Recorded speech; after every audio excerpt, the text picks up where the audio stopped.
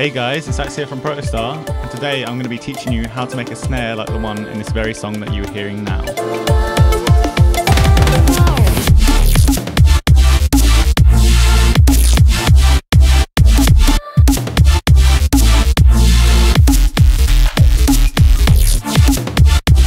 Okay, so to get this snare is actually quite simple. It resembles like, the typical snare you get in glitch hop, like KOAN sound and stuff like that. But it starts off sounding a bit like this with no effects on it. You might have to turn up your volume a bit there. So basically, I've bypassed all the effects that I've got on my rack here. So the snare, each individual snare sounds like this. That's a tom sample.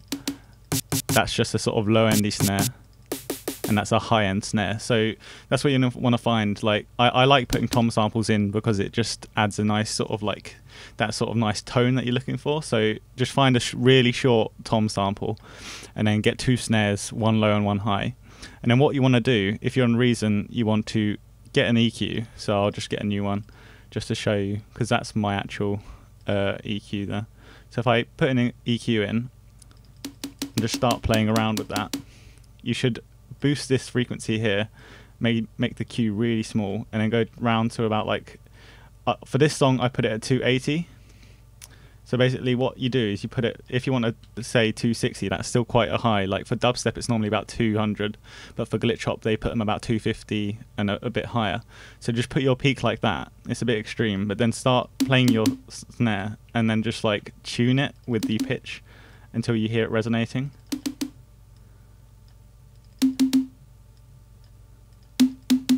So it was just up there. Can you hear that resonating there? If I stick on a maximizer here, you'll be able to hear it more prominent. Right, you can hear that resonating there. If I move it down, it won't resonate as much.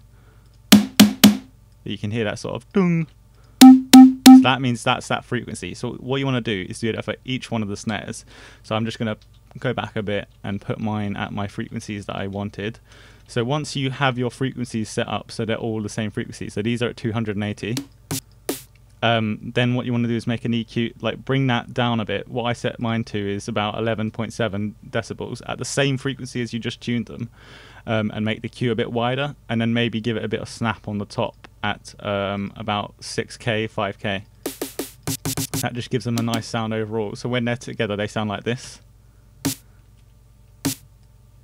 With the EQ, you can hear the instant difference there. Right, then what I did is put a compressor on it, put the threshold quite down a bit, so it's quite a low threshold, about 28 decibels, and the ratio about 4:1.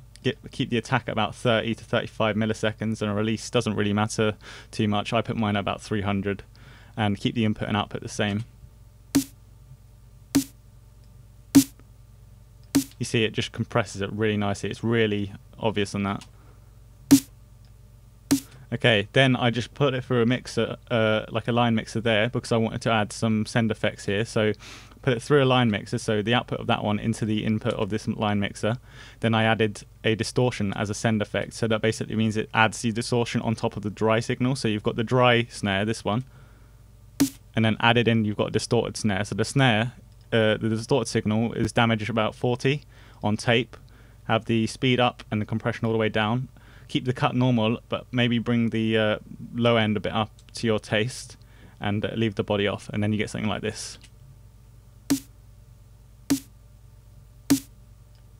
Might not be too prominent, but when you add the maximizer and everything else, you definitely will. Bring the aux up to about 42 and leave the return at 100.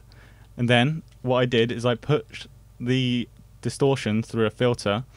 I put it on a low pass just so I can distort the low end, and put the frequency about 56, turn everything else down on this, and then just keep the ADSR envelope as it was. So that basically means it will distort the send signal only on the low frequencies, or you'll only get the low frequency coming back into the mixer.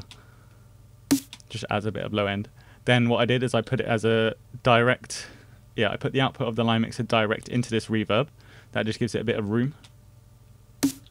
And then I put it into a maximizer. This is like the biggest thing. So I put the input gain all the way up, gave it a 4-second look ahead, 4 milliseconds, sorry. Give it a limit, put the limiter on, and then put everything to fast, and put the output gain to about 8.4 or 8 decibels, and then turn the soft clip on and put the amount to about 50, and then this is what you get. See, if you turn off the 4 millisecond look ahead, it sounds a bit different. It just doesn't sound as crisp as it is. With the soft clip on, if you don't turn that on, it won't like round off the head nicely, and it will clip. It just gives it that nice sound. Then what I did to round it all off, I had a line mixer at the top, which is what the last thing goes into, and I've put a reverb as a send. I only did this because this song is quite ambient, and it gives it that nice sort of tailed reverb sound. So then what I did is I just bounced the sound down into this snare channel, and I've just edited the tails just to give it that nice glitch feel. So I've like cut it off there, and in the song I've done quite a bit of chopping. As you see, like that, there's a sort of like offbeat snare.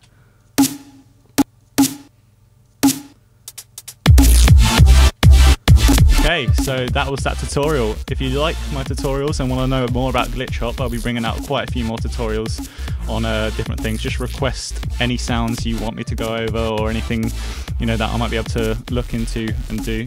So yeah, that was me, Alex, and thank you for watching. Goodbye.